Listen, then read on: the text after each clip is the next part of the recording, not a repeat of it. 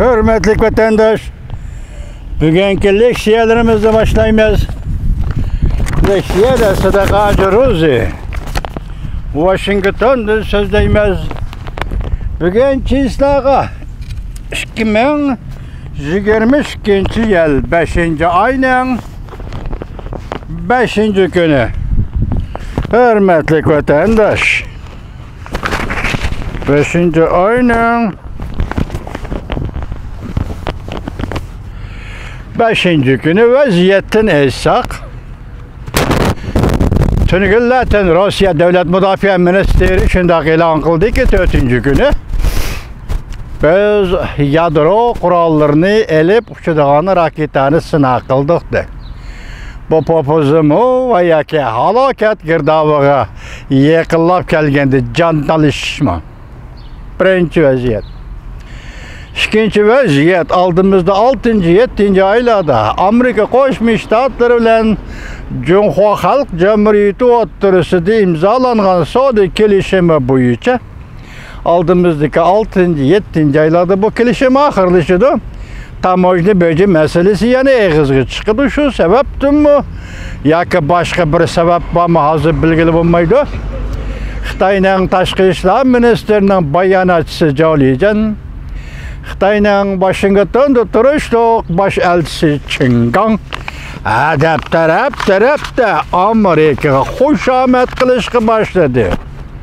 Rusya vaziyeti kıstap geldi mi? Ya ki Rusya'nın halaketi kıstap geldi mi? Nime? Bu sebep mi? Emez.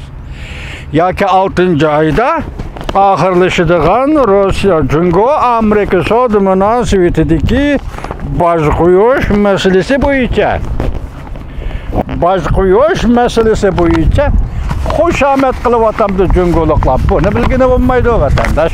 Vaziyet ana şundak. Endi sizlerge sözleydiğin leksimizden mavzusu mındak vatandaş. Rusya Devlet Müdafiə Ministerliği mındak ilan kıldı. Garp tarafta yadro bombası bilen tahlidi hücum sınıkılık vardı yani Rusya'nın garbi tarafında. Mavzulu haber 5. ayının 4. günü Tayvan Merkezi Agentliği tarafında ilan kılındı. Haber mındak başlandı. Rusya Devlet Müdafiə Ministerliği 5. ayının 4. günü mındak görsetti. Rusya armisi Kaliningrad yadro kuralları elip yüreleydiği raketasını akıldı. Kaliningrad Baltık boyudaki devletlerine yakın tutuşudu. Litva ile Polşa oturusundaki şehir rayonidir. Fransa agentliği haber kılıp mındak görsetti. Rusya'nın Ukrayna'da elip bir vatkan alaydı her bir hareketi 70 gün bulay dedi. Neçimin adam vuruşta kaza kıldı.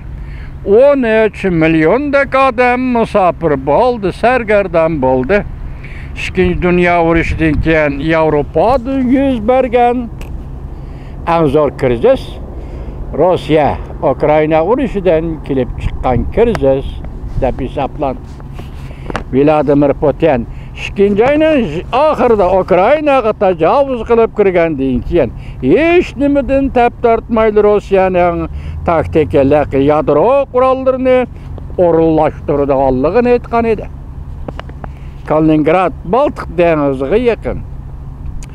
Rusya Devlet Müdafiə Ministerliği bayanat arqali mındaq görsetdi. Rusya taraf bugün yadro kuralını elip yüreleydiğen İskender belgelik raketa sistemisi sınav kıldı. Bayanatı mındaq görüstüldü. Rusya armisi tahlidi raketa bilen aeroplan stansiyası hoqdaş karakterlik asası kuruluş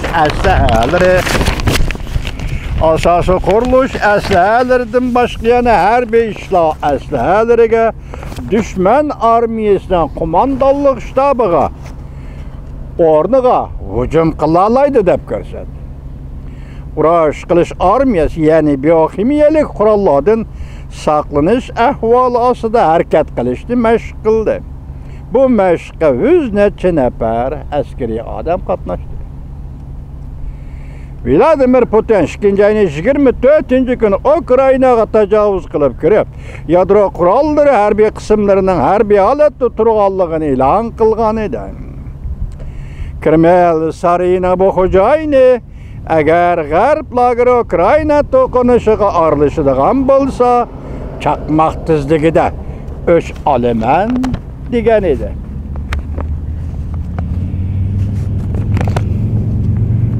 Kuzatuvchilar mundaq tahlil qilishdi. Bir necha kundan beri Rossiya televiziya stansiyasi fuqarolarning yadro urushini qabul qilishiga ko'ndirishga boshladi yoki shundoq tashviqot olib berishga boshladi. Nobel mukofotiga erishgan Rossiyadagi bir gazetning tahriri Muratov tunigun mundaq ko'rsatdi. 2 haftadan beri televiziyada yadro qurollarini qo'yib berish supisini echish to'g'risidagi xabarlarni izchil anglab turyapmiz. Men o'ylayman vatandosh, sen yadro qurollarini popuza qilsa o'g'il bo'lmas emas. Yevropalik kichikini, Yevropalikning qini, Yevropalik kichikini, Yevropalikning xarakteri bo'lish kerak emas. Rossiyalik. Sen mushukni yengilsan, yengildim desang bo'ldi-ku. Yadro qurollari insoniyatga baloyi ofat elib keldi.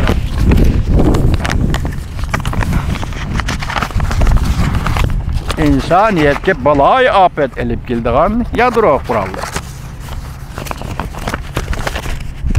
Davomini anglaysizlar vatandoshlar.